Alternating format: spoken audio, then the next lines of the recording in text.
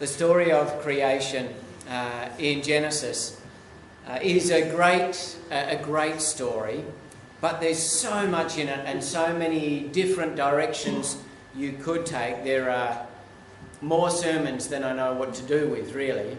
So I've wanted to focus just on a couple of things. If they're not the couple of things you wanted me to focus on, I apologise. As you're quite aware, I'm sure, there's two creation stories in Genesis. You notice that we read chapter 1, which is the first of the creation stories Genesis has. Now, I know that you know the other story because you all remember how the woman was created when God made the man sleep and he took a rib. You remember that, don't you? And you remember why he was creating the woman, because he said to man, well, we need to find you a helper.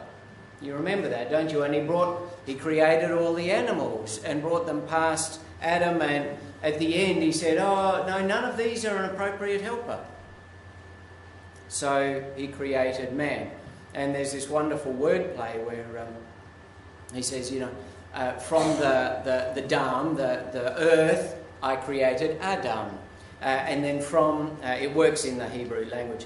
And then from the man, I've created for you the womb man. Because Adam said, whoa, man, when God had finished. Or something like that. The Hebrew gets a bit fuzzy at that point. But you will know that there's that creation story as well. It is different. The order is quite different to chapter 1 that we have. That's because they come from different authors. Just like in the New Testament we have 4 Gospels all telling us the life of Jesus. We understand, because of their titles, they're from 4 different people who wrote those accounts. And we know as we get deeper into reading them that there are reasons that Mark's is shorter and punchier, because everything happens immediately. Jesus went here and immediately Jesus did that. And the others all have their own flair. Whether they're writing to Jewish people, they just assume you know these Jewish words and Jewish phrases. And when they're writing to a more Greek-orientated crowd, they explain, oh, that word means this. We know that they're different accounts. Here in Genesis, in the story of creation, we have the same thing. The passage that we've read was written by the priests who were taken captive and were living in Babylon. They were in exile. They were remembering and retelling and reminding all the people, the Jewish people, of the creation of all things through their God. You remember they've sort of got this exterior pressure to be assimilated into the Babylonian religion and their culture and their ways of living and doing and being. And one of the things the priests felt their role was to encourage the Jewish people to stay Jewish and to hold fast to their traditions, because all their traditions reminded them of who God is and who they were. And that was really important, that they didn't lose their own identity, because that was the plan of the Babylonians, was to assimilate them, to incorporate their culture and their traditions into the Babylonian one, and vice versa, so that they would just become Babylonian. But the Jews didn't want that, and the priests did not want that.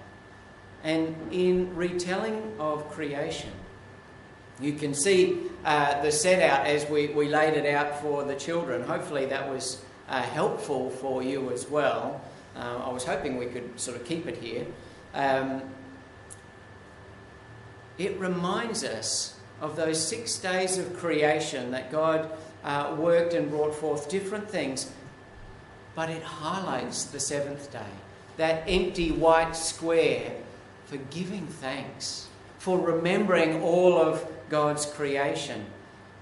And in doing so, in keeping the Sabbath holy, they're imitating God. They're being like God. who rested and gave thanks and took joy in what he had made.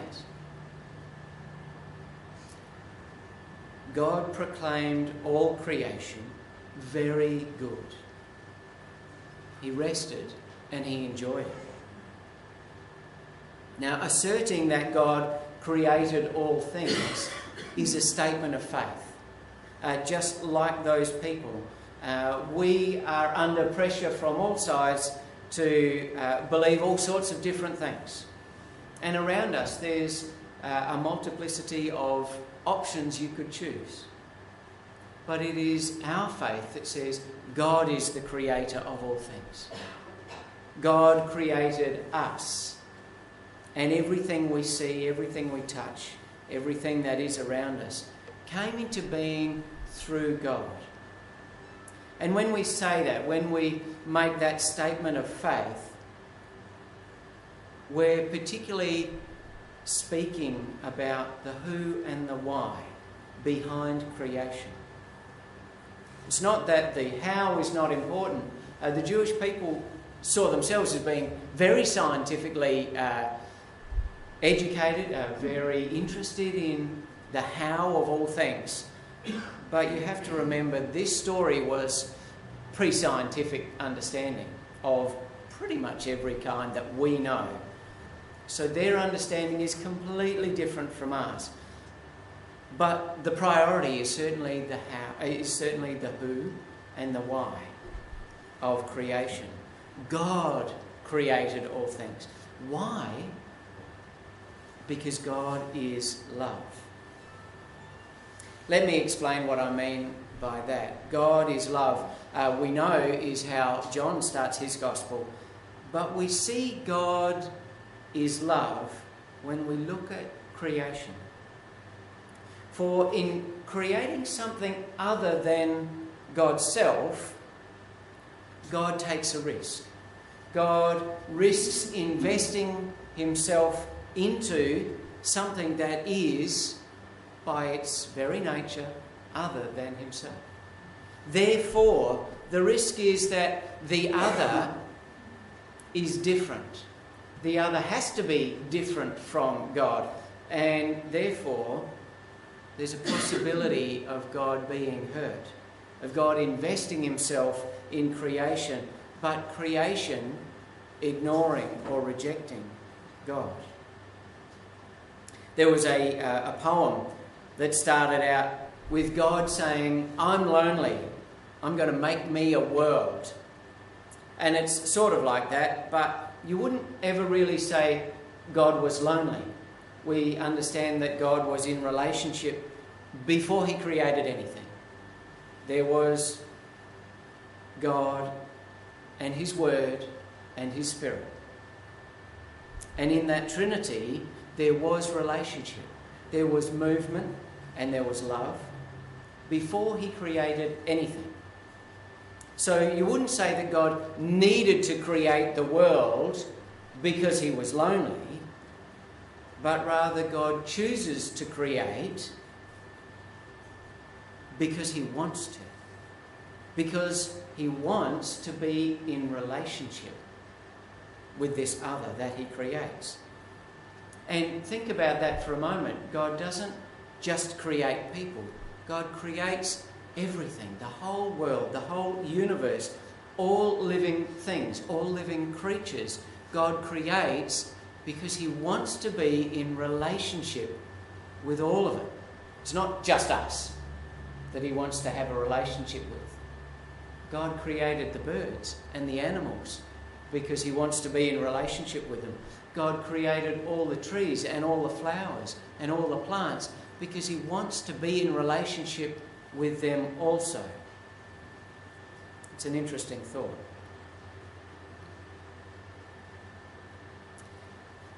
God creates for the joy of being in relationship with this other, this whole other that he creates. It's said that when we love another person, we love them because of their difference. We love them because of their otherness. Even though we might say, oh, those two, they love each other, they're so in love, they have so much in common. We might say that, but really the love that is there is because they are different, because they're not one person, because they aren't two, they can love this other. If they were completely one, then it is a different thing. It's not loving the other, there's no risk and there's no, in that sense, relationship. The who and the why of creation is answered in that God is love. God chose to create us and all things because He wants to be in relationship with us. It's said that sometimes God is like a parent, we would say. But the greatest act of parenthood is not to provide for a child, to provide its needs for a small infant. It could be said that the greatest act of love is in fact choosing to create, choosing to adopt, choosing to foster a child and invest in that child, to give to that other and to love that other, knowing that it's risky, knowing that the other is different from you and at some point may let you down, may choose to express their difference, their otherness, in ways that hurt you.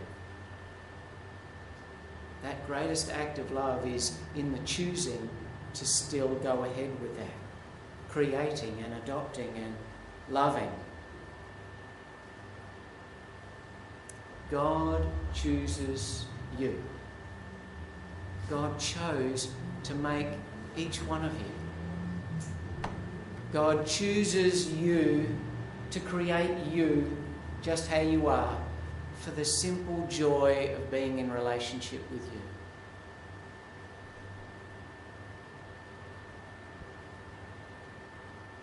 Sometimes we need to be reminded of that empty, white, open day just to give thanks for that very fact.